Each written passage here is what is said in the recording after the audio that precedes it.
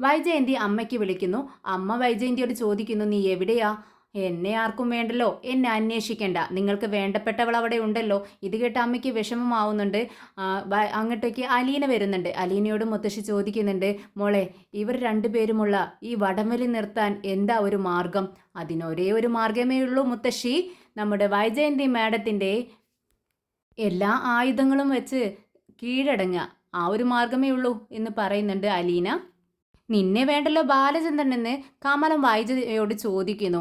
ഇത് കേട്ട് വൈജയ്ക്ക് ദേഷ്യം വരുന്നുണ്ട്. വൈജ പറയുന്നുണ്ട്, എൻ്റെ മക്കൾ എനിക്ക് വേണ്ടി ബാലചന്ദ്രനോട് സംസാരിക്കും, ഞാൻ അവരോട് പറഞ്ഞിട്ടുണ്ട്, അവർ സമ്മതിച്ചിട്ടുമുണ്ട്.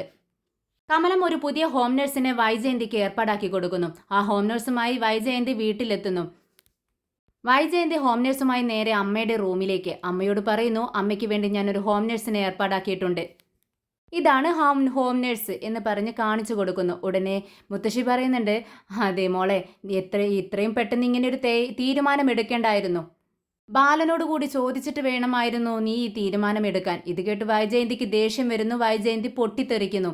അതെന്താ അമ്മേ, എനിക്ക് ഈ വീട്ടിൽ ഒരു അവകാശവുമില്ലേ? ഇവിടെ ഞാനാണ് എന്ത് വേണമെന്ന് തീരുമാനിക്കുന്നത്, അല്ലാതെ ബാലചന്ദ്രനല്ല. ഇനി അലീനയുടെ ആവശ്യം ഇവിടെയില്ല, അലീനയ്ക്ക് പോവാം. ഇനി അമ്മയുടെ കാര്യങ്ങൾ നോക്കുന്നത് ഇവളാണ്, ഈ ഹോം നഴ്സ്. ബാലചന്ദ്രന്റെ കാര്യങ്ങൾ നോക്കാൻ ഞാനും മക്കളുമുണ്ട് ഇവിടെ, വേറെ ആരുടെയും ആവശ്യമില്ല. ആ പേരും പറഞ്ഞ് ഇനി ഇവിടെ ആരും നിൽക്കേണ്ട ആവശ്യമില്ലെന്ന് വൈജയന്തി വെട്ടി തുറന്നങ്ങ് പറയുന്നു. ഇത് കേട്ടതും ഒത്തിരി വിഷമാവുന്നുണ്ട് നമ്മുടെ അലീനയ്ക്ക്. അലീനയ്ക്ക് എന്ത് ചെയ്യണമെന്ന് അറിയുന്നില്ല.